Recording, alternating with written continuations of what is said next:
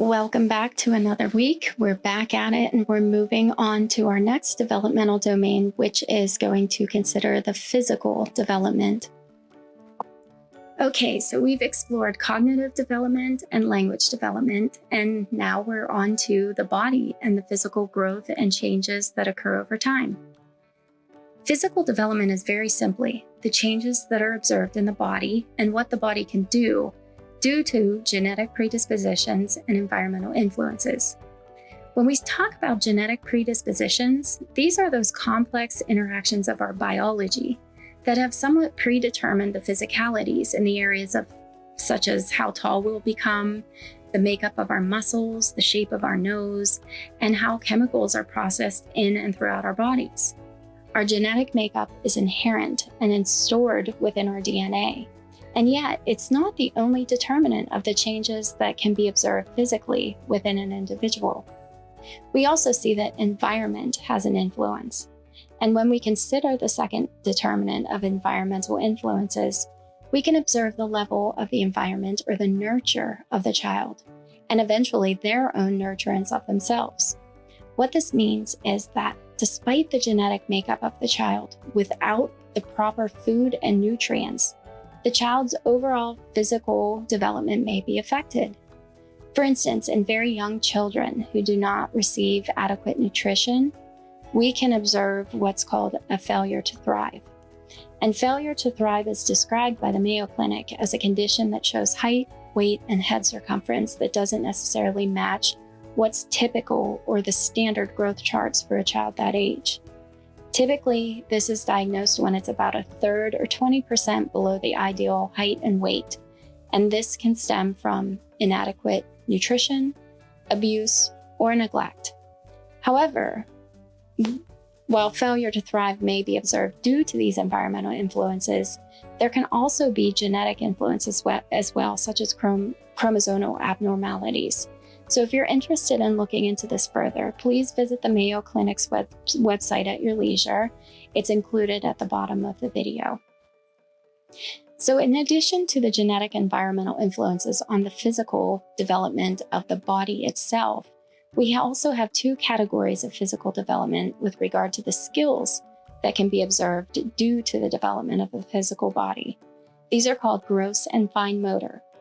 Gross motor refers to those larger muscles of the body and how they allow for the big movements to develop. For instance, walking, running, jumping, those would all be examples of gross motor movements.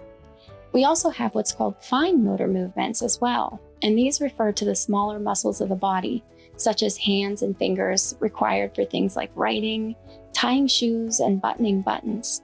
Both types of movement develop at their own pace and continue to do so over the course of an individual's life. When we begin to consider all of the processes involved in physical development, you really can't help but be amazed. Picture a tiny, helpless infant who has to have their head supported as to not injure their neck, or even requires assistance in letting out a burp after eating.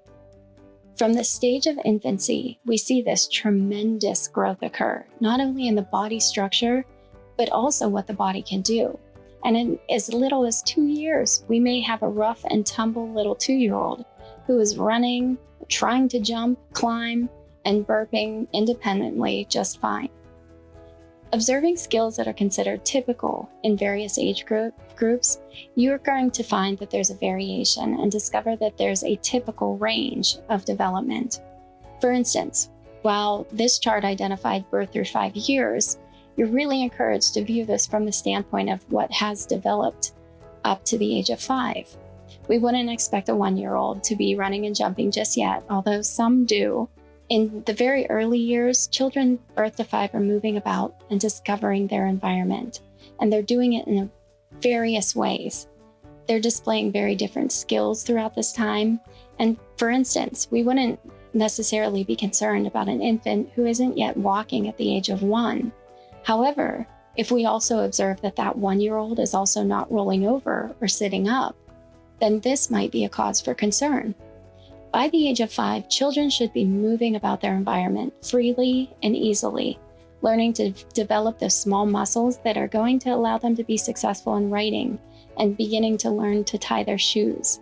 We may see the hand dominance develop by the age of 5, and coming from a mom of 2 left-handed kiddos and from 2 right-handed parents, we notice this very quickly in their development. So in elementary school, when we move to that next stage or big, large change in development, we're seeing that the physical bodies of young children become taller, they're becoming leaner, and they are beginning to experiment with things like sports and recreation. Girls at this stage often develop more quickly physically and find themselves to be taller and have more developed physical ability than boys, although they may downplay it due to some of the social constraints. We often observe a lack of filters when it comes to this elementary school range, and those physical differences are often pointed out, such as she's too little to be in 5th grade, or he's too tall to be a 5th grader. So as students move into adolescence, we then see them hitting their sexual maturity, which brings about a whole slew of hormones, pimples, hair. So bodies are changing rapidly, and things are happening for students that can be rather challenging at times, to say the very least. So this is the thing to consider in physical development. It's public.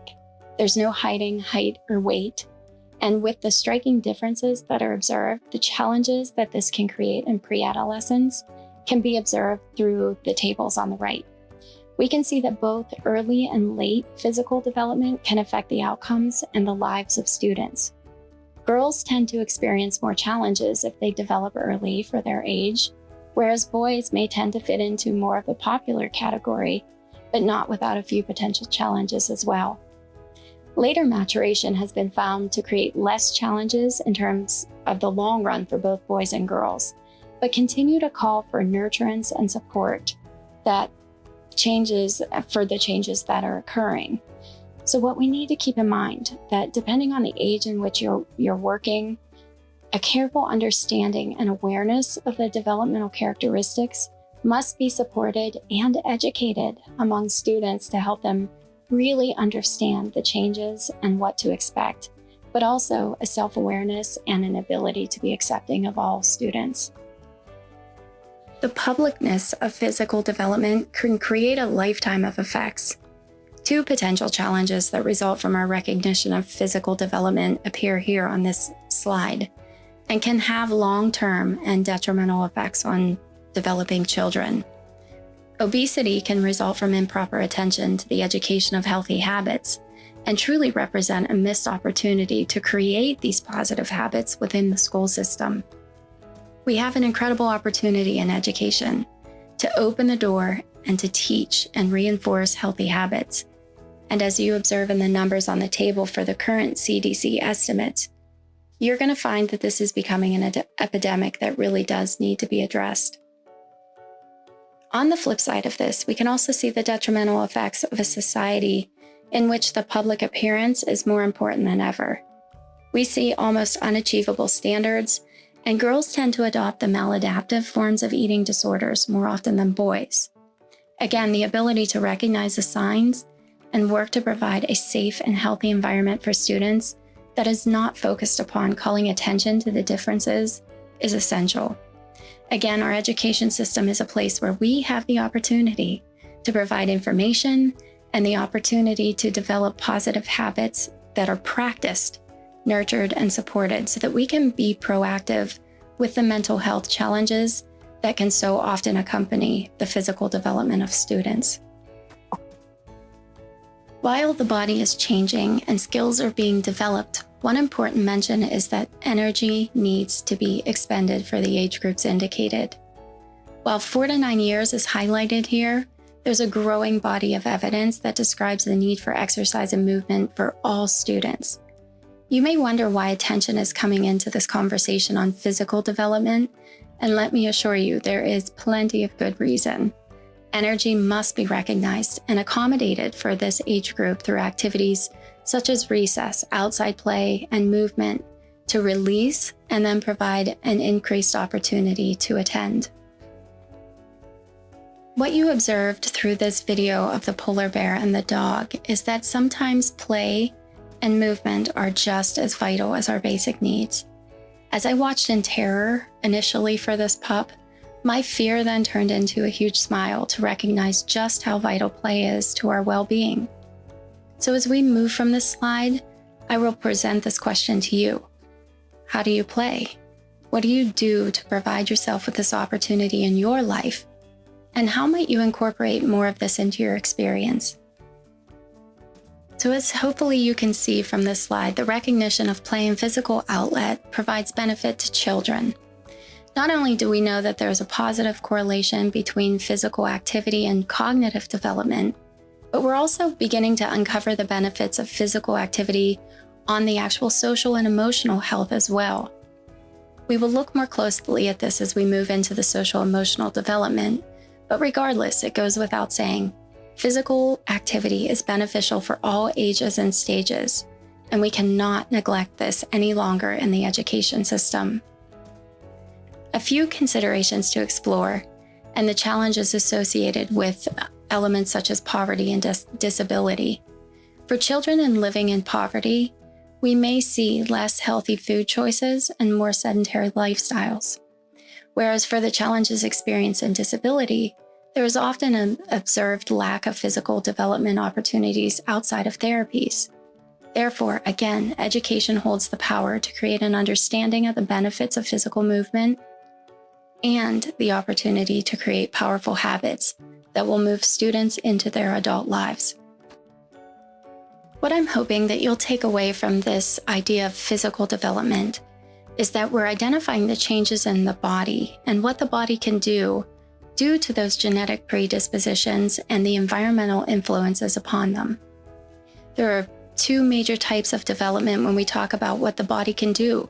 Those are gross motor, or those large muscle movements such as walking, running, jumping, climbing, and also fine motor movements, which are the smaller muscle movements such as holding a spoon or a pencil, tying shoes, or buttoning buttons. There are significant changes and differences in the physical development of students throughout life. One of the most important aspects is that it's public and holds potential for long-term effects and challenges experienced by the students. Physical development also gives us direct access to attention. If we can release the energy that's associated with a developing physical body of a student, we can also increase that attention along the way. And finally, play is vital for students and adults alike.